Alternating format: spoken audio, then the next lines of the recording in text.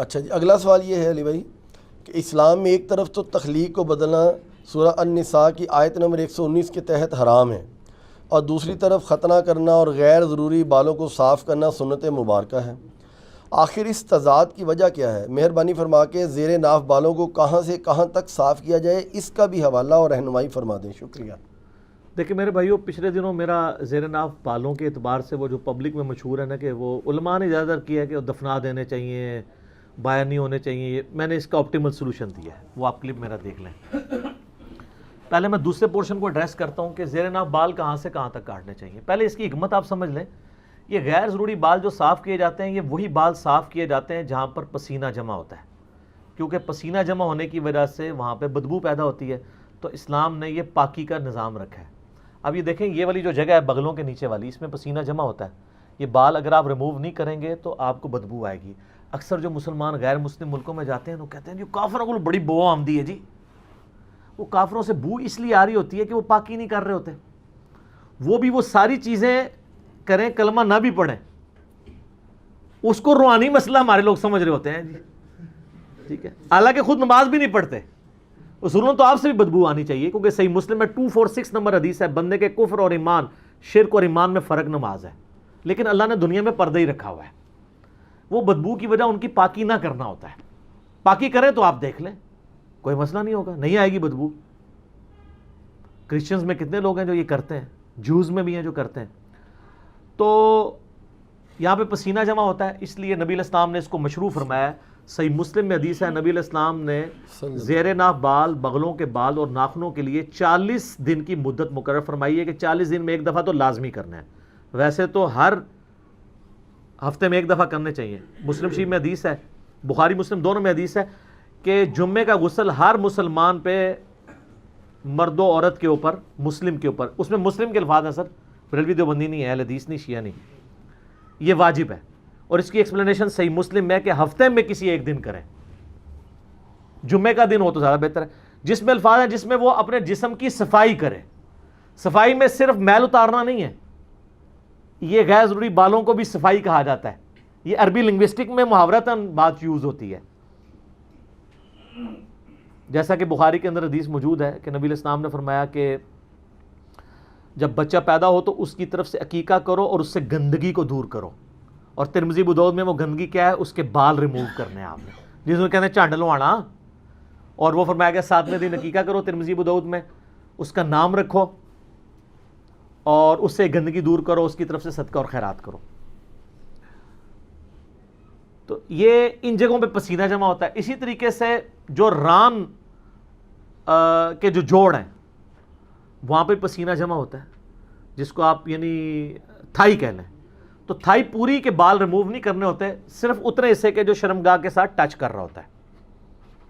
اسی طریقے سے یعنی بعض لوگ بالکل ناف کے عین نیچے سے بال صاف کرنا شروع کر دیتے ہیں، وہ کہتے ہیں زیر ناف ہے، وہ زیر ناف اس لیے کہا جاتا ہے وہ ناف کے تو نیچے ہی ہے نا، عین زیر ناف لفظ نہیں ہے وہ، تو ان کی ظاہر ہے ان کو کوارڈینیٹس ڈیفائن کرنے کے لیے زیر ناف کہا جاتا ہے، ٹھیک ہے، ورنہ تو ہم بغلوں کے نیچے جو کہتے ہیں بغلے تو یہ یہاں تک تو نہیں ریموو کرنے، وہ یہی والے ہیں، ٹھیک ہے، اینٹی وینم بھی ہو گیا۔ تو زیر ناف سے مراد ہے کہ جتنے حصے میں یعنی شرمگاہ ٹچ کرتی ہے، چاہے وہ ران والا حصہ ہو یا اوپر والا، اور اس کا بڑا آسان طریقہ ہے کہ پیٹ کا جو جوڑ ہے نچلے دھڑ کے ساتھ، جہاں پہ پیٹ ختم ہوتا ہے نا، وہ ناف سے تھوڑا نیچے جا کے ختم ہوتا ہے، اس کے بعد سے جو حصہ ہے نا وہ آپ نے بال صاف کرنے شروع کرنے ہیں۔ شرمگاہ کے اوپر جتنے بال ہیں، دائیں بائیں جو حصہ شرمگاہ سے ٹچ کرتا ہے، یعنی وہ جہاں پہ پسینہ جمع ہوتا ہے، وہ حتیٰ کہ جو بڑے استنجا کرنے کی جگہ ہے وہاں تک، پیٹھ وغیرہ کے بال ریموو کرنے کی ضرورت نہیں، یہ اتنے پورشن کے۔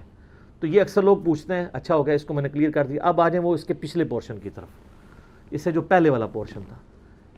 سورہ نساء کی آیت نمبر 119 کا آپ نے حوالہ دیا، وَلَآمُرَنَّهُمْ فَلَيُغَيِّرُنَّ خَلْقَ اللَّهِ، شیطان نے کہا تھا اے اللہ میں تیری مخلوق کو ابھاروں گا کہ وہ تیری تخلیق کو بدلیں گے، اور پھر اس کے بعد آتا ہے وہ جانوروں کے کان چیریں گے۔ اس کے تحت جو بھی تخلیق کو بدلتا ہے وہ حرام کا مرتکب ہے۔ کوئی شخص اپنے آپ کو خصی نہیں کر سکتا، حرام کا مرتکب ہے۔ کوئی عورت ایسی ایکٹیویٹی پرفارم نہیں کر سکتی وہ مردوں کی طرح دکھے، حرام کی مرتکب ہوگی۔ بخاری مسلم کی حدیث ہے، ان عورتوں پہ لعنت جو مردوں کی مشابہت کریں، ان مردوں پر لعنت جو عورتوں کی مشابہت کریں۔ مرد کو اللہ تعالیٰ نے داڑھی دی ہے. اب داڑھی کو مڈانا قرآن حکیم میں سورہ نساء کی آیت نمبر 119 کے تحت عورتوں کی مشابہت بھی ہے اور تخلیق کو بدلنا ہے, کیونکہ عورت کی داڑھی نہیں اگی ہوئی, الٹا اس کی اگا ہے تو اس نے ریموو کرنی ہے تاکہ مردوں سے مشابہت نہ بنے. اس لیے کم از کم اتنی داڑھی رکھنا جسے عرف عام میں داڑھی کہا جائے, جس طرح آپ کی ہے یا شاید افریدی صاحب کی ہے, عامر لیاقت والی نہیں. تو وہ داڑھی جو ہے وہ آپ کو حرام کی کیٹیگری سے باہر نکال دے گی. آپ رکھیں, عورتوں سے مشابہت آپ کی نہیں ہوگی. اور مونچھیں رکھنے سے نہیں, بات کہتے ہیں مونچھیں بھی رکھ لی تو ہو جائے گی, وہ اتنے حصے میں ہوگی, ادھر پھر زنانیاں لئی کام رہے گا. پورے چہرے سے مشابہت دور کرنی ہے نا. تو وہ تخلیق بدلنا نہیں ہے. کچھ چیزیں اللہ تعالیٰ نے نیچر میں ایسی رکھی ہیں کہ جو اللہ تعالیٰ نے شرعی احکام کے طور پر نبیوں کے ذریعے فطرت کے طور پہ تعلیم کی. اللہ تعالیٰ چاہتا تو آپ ختنے سمیت بھی پیدا ہو سکتے تھے نا, بے شک. لیکن اللہ تعالیٰ نے یہ ایک شرعی فریضہ رکھنے کے لیے اسی طریقے سے آپ کو پیدا کیا. دیکھیں یہ ختنے والا تو معاملہ ہی چھوٹا ہے, باقی ہر چیز پرفیکٹ ہو کے نکل. کان کسی کاٹنے پڑتے ہیں پیدائش کے بعد, ناک کو چھوٹا بڑا کرنا پڑے تو مصیبت پڑ جاتی, ختنہ ہی صرف کروانا پڑتا ہے. تو یہ اللہ تعالیٰ نے ایک دینی فریضے کے طور پہ رکھا. اللہ چاہتا تو کئی لوگ ابھی بھی ایسے ہیں جو نیچرلی پیدا ہوتے ہیں, ان کے ختنہ ہوا ہوتا ہے, وہ آپ اس کو کرامت بنا رہے ہوتے ہیں. وہ کافروں کے گھر بھی ایسے لوگ پیدا ہو جاتے ہیں, جیسے کسی کا 6 انگلیاں لگی ہوئی ہیں, وہ کہتے ہیں بڑا بزرگ ہے, وہ کوئی بغیر پیدا ہو گیا. اس طرح نہیں ہوتا. تو وہ نیچرل ہو سکتا ہے کسی کے ساتھ. تو نبیوں کے ذریعے اللہ نے وہ فطرت کی چیزیں بتا دی. داڑھی مڈانا فطرت کو بگاڑنا ہے, لیکن ختنہ کرنا اگرچہ ہماری تخلیق میں بگاڑ ہے, لیکن وہ فطرت اس لیے ہے کہ وہ اللہ نے پیغمبروں کے ذریعے تعلیم فرمائی کہ میں نے خود یہ چیز رکھی ہے. ورنہ تو کل کو کوئی شخص کہے گا جی مجھے رفع حاجت ہوتی ہے تو اس کے بعد مجھے جسم دھونے کی ضرورت نہیں ہے, تو نیچرل پروسیس ہے. تو ہم رفع حاجت کے بعد کوئی کافر بھی ہے, وہ بھی ٹیشو پیپر کے ذریعے صفائی کرتا ہے نا, اسے فطرت تو نہیں سمجھ رہا ہوتا, اس کی صفائی کرنا فطرت ہے. اس طرح یہ کرنا یہ فطرت اس لیے ہے کہ جو لوگ ختنے نہیں کرواتے ہیں وہاں پہ کھال کے اندر میل جم جاتی ہے اور مختلف بیماریوں کا سبب بنتی ہے. وہاں پہ پسینہ جمع ہی رہتا ہے, میل جمع ہی رہتی ہے, اس سے وہ ایکسپوز ہو جاتی ہے کھال. باقی عورتوں کا خطرہ کوئی نہیں, وہ دودھ والی روایت جعلی ہے, وہ جو آپ کے انڈیا کے ایک مولانا صاحب کی بڑی وہ کچھ ویڈیوز اس طرح کی چڑھی ہیں عورتوں کے ختنے والے, تو میری اس کی میں اب نام نہیں لیتا, جو کوئی شریف آدمی ہے, وہ چند شرفاء میں سے جس نے میرے خلاف کوئی کلپ نہیں بنایا, لیکن جہاں اس نے غلطی کی ہے میں نے اس کو ہائی لائٹ کیا ہے. ایڈوکیٹ فیض سید صاحب حفظہ اللہ تعالی. تو اور عورتوں کے خطرے میں میرا کلپ ہے, میں نے ان کو جواب دیا کہ وہ روایت ہی جعلی ہے. خود ابو داؤد نے لکھا ہے وہ جعلی روایت ہے, آپ عورتوں کے خطرے کرواتے پھر رہے ہیں, تو وہ نہیں ہے. تو یہ تخلیق کو بدلنا نہیں, یہ فطرت ہے. اس کے ثبوت میں بخاری مسلم کی حدیث ہے کہ 5 چیزیں فطرت سے ہیں. نمبر 1 ختنہ کروانا, نمبر 2 ناخن کاٹنا, نمبر 3 زیر ناف بال صاف کرنا یا اکھیڑنا کسی بھی فارم میں ہو. آپ استرے سے صاف بھی کر سکتے ہیں, بخاری میں حدیثیں استرے والی بھی. بال صفا پاؤڈر بھی استعمال کر سکتے ہیں, کریم بھی, اگر وہ سکن کو کاز نہ کرے کوئی ڈیمیج, جو آج کل رپورٹیں آ رہی کر رہے ہیں, اس لیے اس کو تو اوائڈ کریں. اس کی بجائے سٹرپس کا یوز بہتر ہے.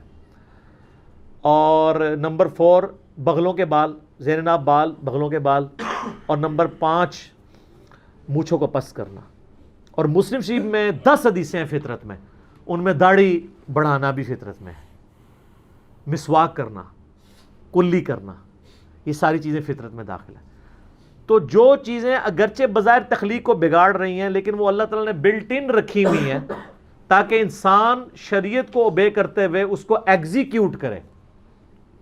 وہ تخلیق کا بدلنا نہیں ہے, بلکہ وہاں پہ تخلیق بدلنا ہی فطرت ہے. اس فرق کو سمجھیں. اسی طریقے سے اس میں یہ بھی یاد رکھیے گا, ایک شخص کی 6 انگلیاں نکل آئی ہیں. اب اگر وہ ایک انگلی کٹوانا چاہتا ہے تو اس کا حق ہے, وہ تخلیق نہیں بدل رہا, بلکہ وہ خود تخلیق سے ہٹا ہوا ہے, ڈیمیجڈ ہے, یہ اس کی فالتو ہے, وہ ریموو کروا سکتا ہے. یہ نہیں اس کو کہا جائے گا کہ یہ تو اب تخلیق کو بدل رہا ہے. کئی لوگ ہیں جن کے تالو جڑے ہوئے پیدا ہوتے ہیں, تو اب آپ کہیں گے تخلیق نہیں بدلنی, ان کے تالو الگ کیے جاتے ہیں, ورنہ تو وہ بول ہی نہیں سکتے. کئی لوگ, حتیٰ کہ ابو داؤد میں حدیث ہے کہ ایک صحابی کی ناک کٹ گئی تو اس نے چاندی کی ناک بنوا کے لگائی, لیکن اس میں بدبو پڑ گئی. ظاہر ہے چاندی تو اتنی کروجن ریزسٹنٹ اس کے اندر موجود نہیں ہے, ریزسٹنس نہیں ہے, ریزسٹنس پھر نبی علیہ السلام نے ان کو حکم دیا کہ سونے کی چاند جو ہے ناک بنا کے لگواؤ. پھر اس نے سونے کی ناک لگائی. ظاہر ناک کے بغیر تو بندہ بڑا عجیب ہی لگتا ہے نا.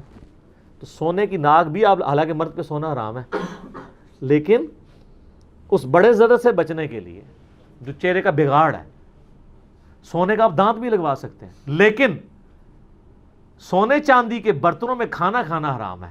یہ ابو داؤد میں حدیث ہے, نبی علیہ السلام نے ان کو یوز کرنے سے منع فرمایا, صحیح سند کے ساتھ حدیث ہے. تو سونے کا دانت اگر کسی نے لگوایا ہے, اس کی وفات ہو گئی, تو اب یہ نہیں ہے کہ اس کو دانت سمیت ہی دفنا دیں, آپ دانت اتروا سکتے ہیں, کیونکہ وہ ایک قیمتی چیز ہے, اس کے ساتھ ضائع نہ کریں. لیکن جو ہماری میتیں فوت ہوتی ہیں ان کی شیو کر رہے ہوتے ہیں, آپ کو پتہ ہے نا, وہ شیو کر کے دفنا رہے ہوتے ہیں, ایسے لوگ بھی ہیں, وہ عجیب لگ رہا ہے بندہ. اور بعض کو بہت جاہل ہیں تو وہ تو غیر ضروری بال بھی صاف کرتے ہیں, لیکن یہ کام کرنے کی ضرورت نہیں ہے. جب مر گیا تو وہ اللہ کی امانت ہے, اللہ کے سپرد کریں. البتہ اس کے جسم پہ جو کپڑے ہیں, یہ کوئی قیمتی چیز, کوئی عورت ہے اس کی کان میں بالیاں ہیں, وہ آپ نکال لیں, وہ ظاہر زندہ بندوں کی ضرورت ہے. کپڑے بھی احتیاط سے اگر اتر سکتے ہیں تو اتار لیں, زندہ بندوں کی ضرورت ہے. اور لوگ وہ ڈرتے ہیں, وہ کپڑے پہنتے ہوئے ڈر رہے ہوتے ہیں کہیں ماری نہ جائے. اس طرح نہیں کو مرتا میرے بھائی. اور میں حیران ہوتا ہوں, یہ سپرسٹیشیس چیزیں مسلمانوں کے اندر ہیں. وہ مسلمان جو اللہ میں بلیو کرنے والے ہیں, جو پوری دنیا کو کہہ رہے ہیں کہ جب موت آئی ہو, نہ ایک لمحہ آگے ہو سکتا ہے نہ پیچھے, یہی کہتے ہیں نا, اور خود وہ میت سے ڈر رہے ہوتے ہیں. آپ کسی بندے کو نہ اکیلا میت کے ساتھ چھوڑ دیں اور باقی کہیں سارے گھر والے ادھر سے جا رہے ہیں, تو انہیں اکیلا میت کے پاس بیٹھنا ہے. وہ زندگی میں اس بندے سے نہیں ڈرتا ہوگا, لیکن مرنے کے بعد ڈر رہا ہوگا. یہ کہاں کا مسلمان ہے, کہاں کا ایمان ہے؟ ٹھیک ہے, اس نے کوئی زندہ نہیں ہونا میرے بھائی, اس طریقے سے کچھ بھی نہیں ہونا. تو لوگ یعنی مردے سے ڈر رہے ہوتے ہیں. یہ ایک المیہ ہے مسلمانوں کا. مغرب کی اذانیں شروع ہو جاتی ہیں, تو ملتے ہیں اذان مغرب کے وقفے کے بعد. ٹھیک ہے.